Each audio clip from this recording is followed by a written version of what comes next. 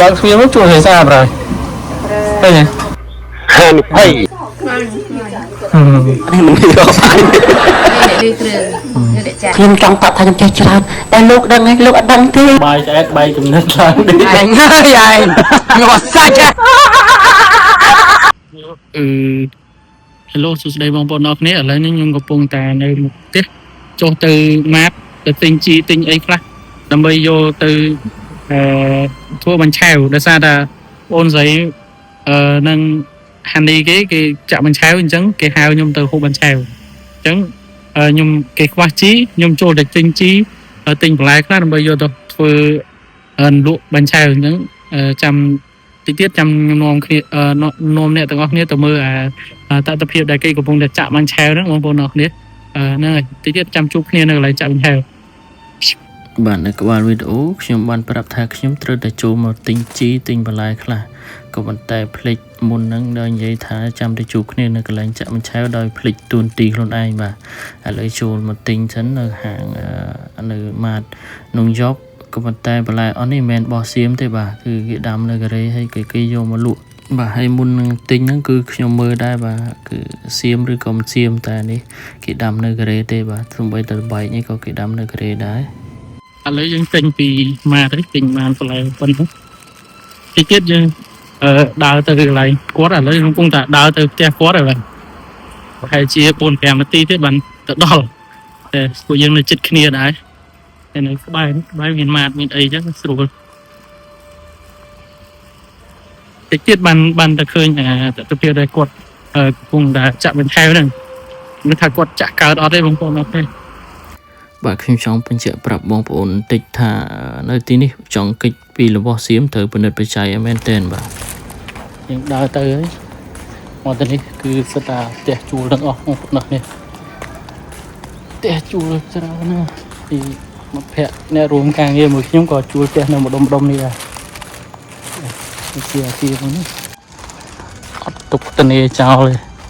ដីគឺដាំពេញនឹងទាំងអស់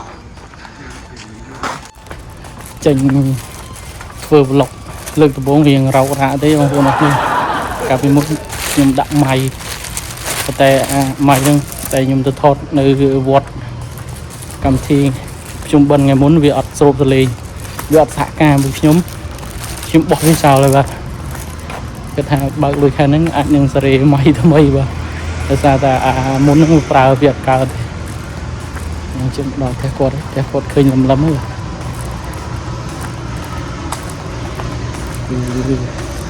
ចង់មើលផ្ទះគ្រូទាយបងប្អូនអរគ្នាផ្ទះគ្រូទាយណាផ្ទះគ្រូទាយអាសផ្លាកខំផ្ទះគ្រូទាយណាបាទគ្រូនេះដាំបានតែខែក្តៅហ្នឹងតែខែត្រជាក់តែលាវបងប្អូនទាំងអស់គ្នាឃើញអត់ផ្ទះគ្រូទាយនៅខាងក្រោយខ្នងខ្ញុំនៅខាងក្រោយខ្នងខ្ញុំហ្នឹងគឺផ្ទះរបស់គ្រូទាយនៅកូរ៉េក៏មានជឿបីជំនឿដូចនៅស្រុកយើងដែរប៉ុន្តែមើលផ្ទះគ្រូទាយបាទគឺនៅផ្ទះផ្ទាល់ខ្លួនអញ្ចឹងបងប្អូនអត់នៅផ្ទះជួលទេអញ្ចឹងជីវភាពគាត់នឹងធូរធារដែរចង់និយាយអញ្ចឹងណាគ្រូទាយដូចគ្នាក៏ប៉ុន្តែវាសនាខុសគ្នាបាទខ្ញុំចាក់ឡៃនឹងចេះចប់បាទមើលលេងឃើញខ្មៅភ្លឺគេក្រងទៅបាទគាត់នៅលេងនឹងចប់ខ្ញុំមើលលេងឃើញគាត់បើកទ្វារមកជួយឲ្យស្អាតហើយឃើញទេបើកទ្វារមកនេះឃើញអ្នកចាក់ឆាវស៊ូរ៉ាត់តាម make up ទេ make up សិន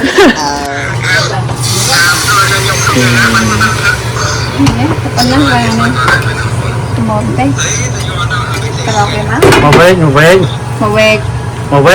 មកផ្ទះ 2000 មកវែងបានប៉ុណ្នេះផ្ទះ 5000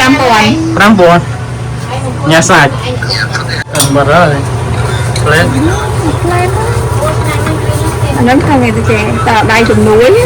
អញ្ចឹងអត់ការទេអានឹងណាបាត់ហើយកូដាក់ទៅណាអានឹងណាហើយស្អាតល្អ 5000 ស្អាតចាស់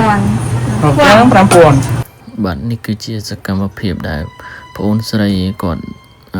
ជាមិត្តរួមការងាររបស់ខ្ញុំទំនេរថ្ងៃសៅរ៍អាទិត្យហ្នឹងគាត់ក៏បបួលខ្ញុំមកចាក់បាញ់ឆែហូបជុំគ្នាអញ្ចឹងណាបងប្អូនអរគ្នាហើយនេះគឺជាសកម្មភាពដែលគាត់ចាក់មានដៃខ្លះបងប្អូនព្រោះយើងអត់ធ្វើលក់ទេយើងធ្វើហូបខ្លួនឯងទេក៏មិនមានច្រើនដែរមួយសៅត្រឹមតែមួយកូនចានតូចប៉ុណ្្នឹងឯងសម្រាប់យើងហូបតែ4នាក់ហើយខ្ញុំនោះក៏អស់ប្រហែលដូចជា 4-5 ប្រទេសដែរបាទហើយគាត់ប្រកែកចាក់បានល្អចាក់តាមសម្រួលរៀបល្អណាគាត់ព្យាយាមធ្វើលឿនដោយសារតែយើងរសៀលដែរខ្លាចខ្ញុំអ្នកឈរថតខ្ញុំអ្នកឆាំមើលនេះ